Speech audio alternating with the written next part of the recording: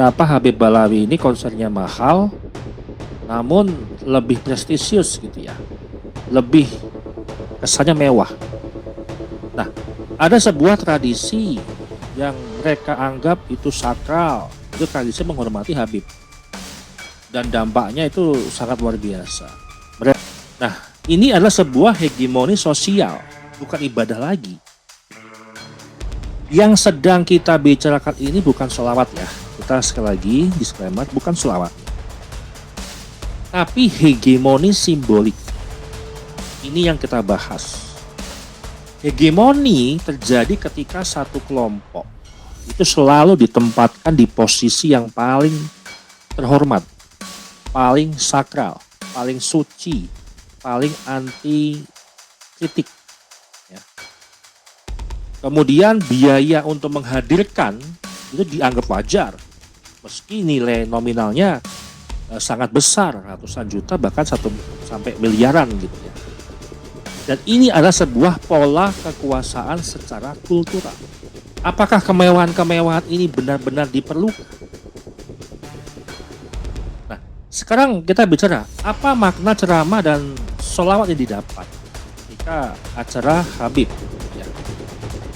Kita kan jujur, coba teman-teman jujur dan bertanya kepada diri sendiri, apakah setelah acara besar Habib itu umat lebih paham agama, lebih kritis, lebih berakhlak sosial, atau hanya puas secara emosional lalu selesai? Kalau kita mundur ke belakang, tradisi ceramah para kiai-kiai besar NU yang di masa lalu ataupun yang beberapa tahun lalu atau beberapa dekade lalu, ya, kalau zaman dahulu seperti Ki Haji Hasyim Asy'ari, kemudian Ki Haji Wahab Hasbullah, kemudian Ki Haji Bisri Samsuri, yang tidak dikenal dengan panggung-panggung yang mewah. Mereka datang ke pesantren, kemudian ke masjid kampung, ke rumah warga, dengan biaya yang sangat-sangat sederhana. Namun pesan makna yang akan disampaikan itu dalam.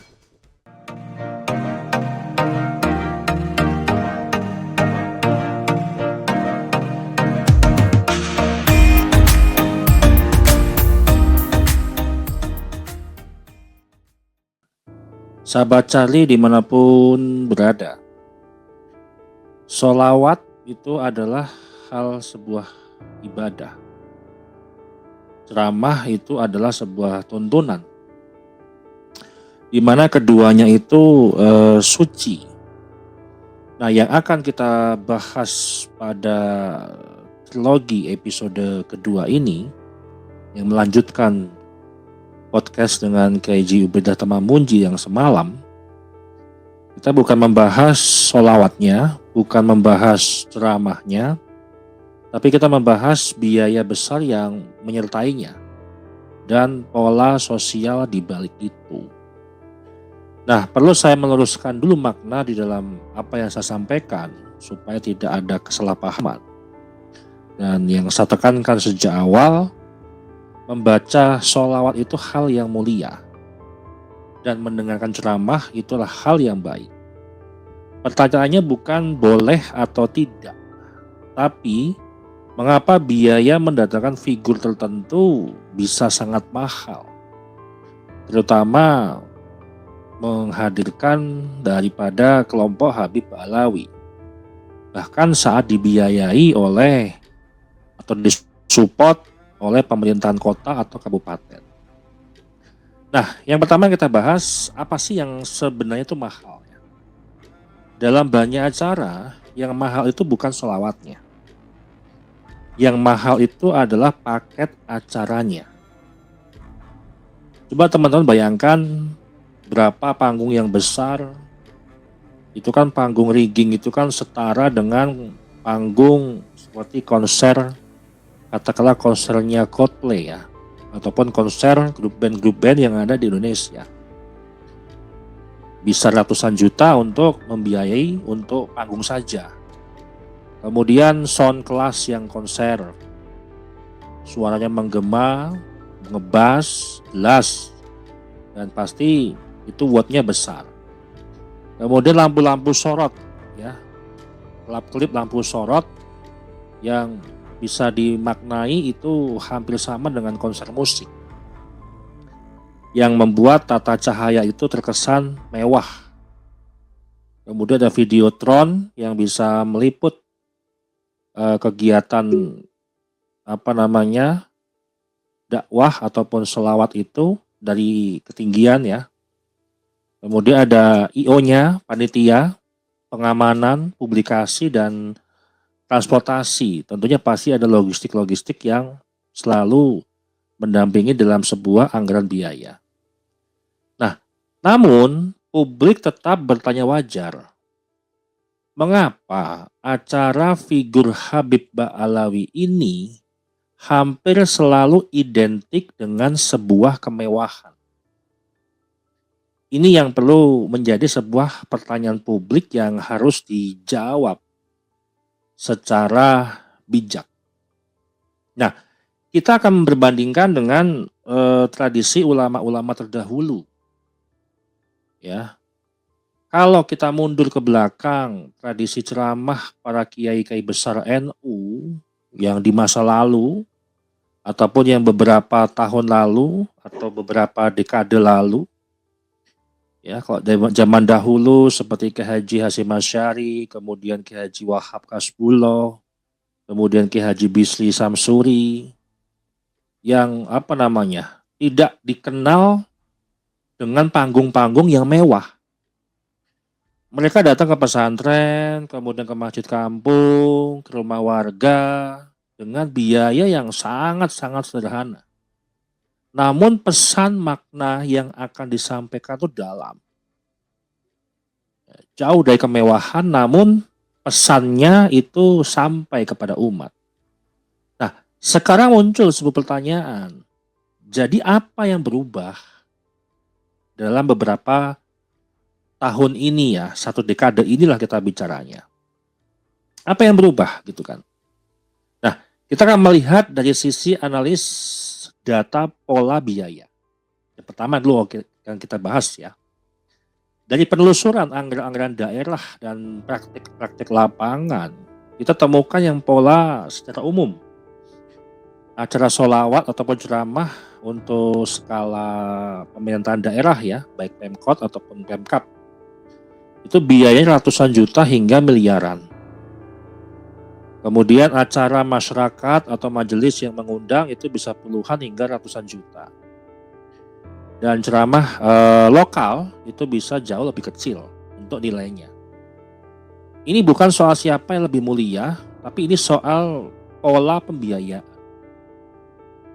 Kalau skalanya Pemkot ataupun Pemkab ya, pemerintahan daerah ya, yang mengundang Habib misalkan, itu bisa nilai 500 juta sampai 1 miliar pun juga bisa, gitu kan. Kalau ceramah kiai-kiai lokal itu jauh lebih kecil, jauh perbandingannya ya. Nah, ada apa sama-sama ulama, sama-sama pemuka agama yang berceramah tentang agama Islam, namun ada perbedaan standar tarif atau standar biaya lah. Kenapa Habib Ba'alawi ini konsernya mahal, namun lebih prestisius gitu ya, lebih kesannya mewah. Nah, ada sebuah tradisi yang mereka anggap itu sakral, itu tradisi menghormati Habib. Dan dampaknya itu sangat luar biasa.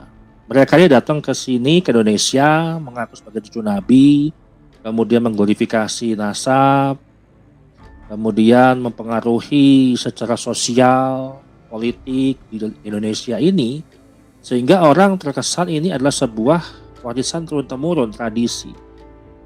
Dan tradisi itu sangat kuat di masyarakat, menghormati Habib sebagai cucu Nabi.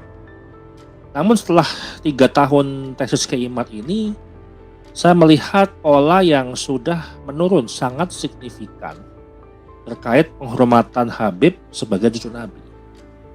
Karena ada sebuah nilai kesadaran umat yang dilakukan secara natural, hati nurani, dari berbagai macam pencerahan yang dilakukan oleh pendukung Kiai Imad.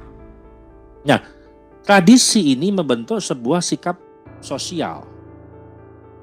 Apa sikap sosialnya?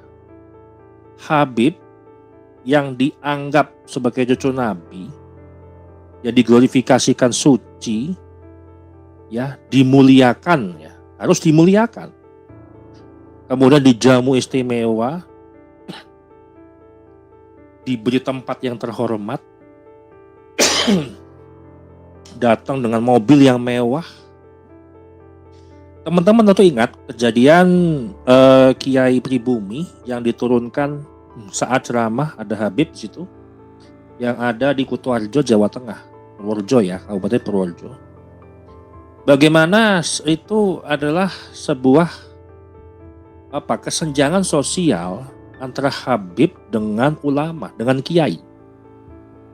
Ya, mereka berani menurunkan seorang kiai daripada menurunkan seorang Habib di panggung. Dari sini sudah ada kesenjangan sosial. Begitu istimewanya habaib, begitu dimuliakannya habaib, gitu kan, dan tempat yang terhormat, sehingga nggak berani macam-macam. Nah, pertanyaan sekarang adalah, apakah penghormatan itu perlahan berubah menjadi sebuah standar biaya yang tinggi, yang berhubungan dengan tarif? Jadi ada kastanya, gitu. Kalau misalkan di ceramah-ceramah di habaib ini seolah-olah itu dengan standar biaya yang tinggi karena membawa sebuah status sosial yaitu sebagai zuriyah Nabi, padahal mereka terbukti tidak tersambung nasabnya dengan Nabi Muhammad SAW.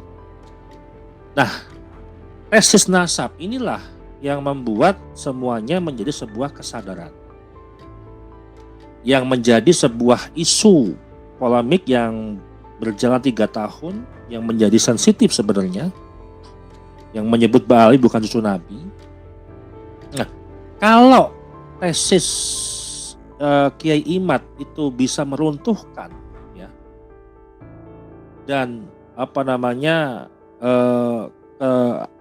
kekuasaan daripada habaib, maka muncul pertanyaan besar.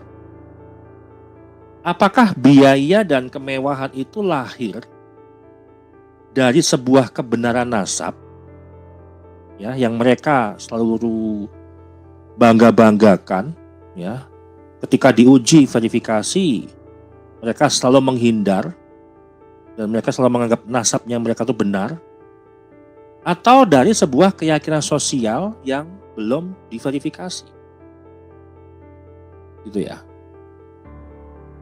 Nah, kalau misalkan biaya itu mahal, lahir dari sebuah pengakuan mereka sebagai cucu Nabi, ya, berarti sudah memiliki sebuah keistimewaan atau sebuah status sosial yang direkayasa supaya harga itu mahal, ya. Dan keyakinan sosialnya sebenarnya belum diverifikasi. Ini bukan soal iman, tapi validasi ilmiah. Mereka ini memberikan sebuah pengakuan sebagai cucu Nabi supaya nanti kalau misalkan yang ceramahnya habaib, ceramahnya itulah cucu Nabi, zuriyah Nabi, itu berbobot, berkelas, ilmunya banyak. Tapi hasilnya apa? Ada nggak dampak ilmu yang dimiliki oleh para muhibin-muhibinnya? Tentunya kalau punya ilmu, muhibin-muhibinnya berkomentar di sosial media itu tidak mencaci, tidak mengkerdilkan orang, tidak sentimen personal, tapi bagaimana membantah secara akademik, secara keilmuan. Kan fakta di lapangan nggak seperti itu. Kalau kita melihat menyoroti sebuah komentar-komentar kibin-kibin ini di media sosial, dan saya memang sering banget membalas komentar-komentar yang ada di setiap video yang saya keluarkan. Nah, ini adalah sebuah hegemoni sosial, bukan ibadah lagi. Yang sedang kita bicarakan ini bukan sholawat ya. Kita sekali lagi disclaimer, bukan sholawatnya. Tapi hegemoni simbolik. Ini yang kita bahas. Hegemoni terjadi ketika satu kelompok itu selalu ditempatkan di posisi yang paling terhormat, paling sakral, paling suci, paling anti kritik. Ya. Kemudian biaya untuk menghadirkan itu dianggap wajar, meski nilai nominalnya sangat besar, ratusan juta bahkan 1 sampai miliaran gitu ya. Dan ini adalah sebuah pola kekuasaan secara kultural. Pembahasan kita hari ini kita membahas secara dampak sosial. Kita tidak membicarakan konteks di luar dampak sosialnya yang menghegemoni kepada masyarakat ataupun umat. Nah, misal acara juga yang sering dilakukan oleh Pemkab ataupun Pemkot, pemerintahan daerah lah.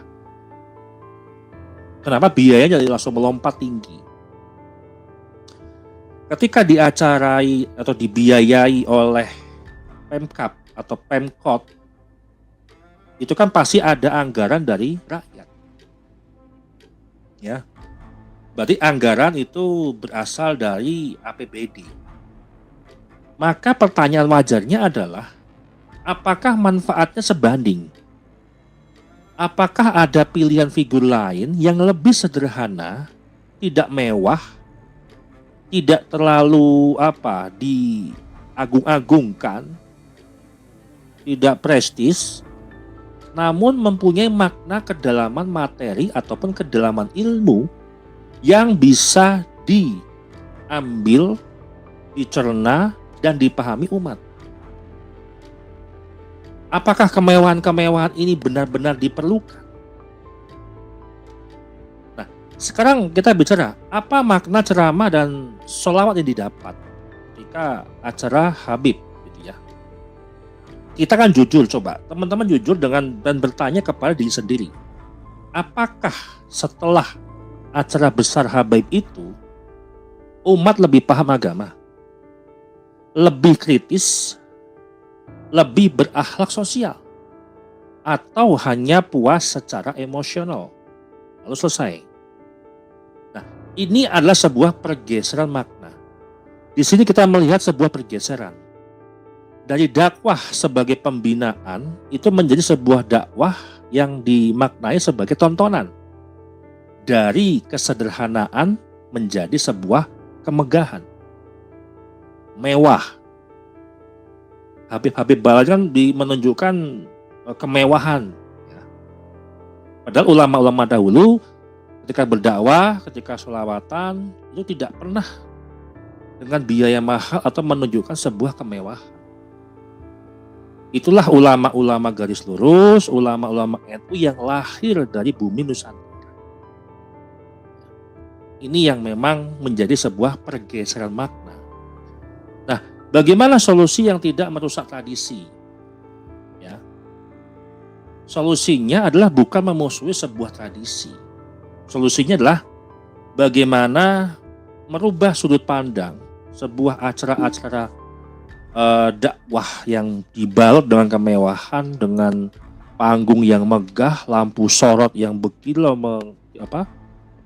menyoroti berkilau, kemudian suara ataupun soundnya yang bagus, kemudian setara dengan konser musik. Ya, dibuat sebuah kesederhanaan acara.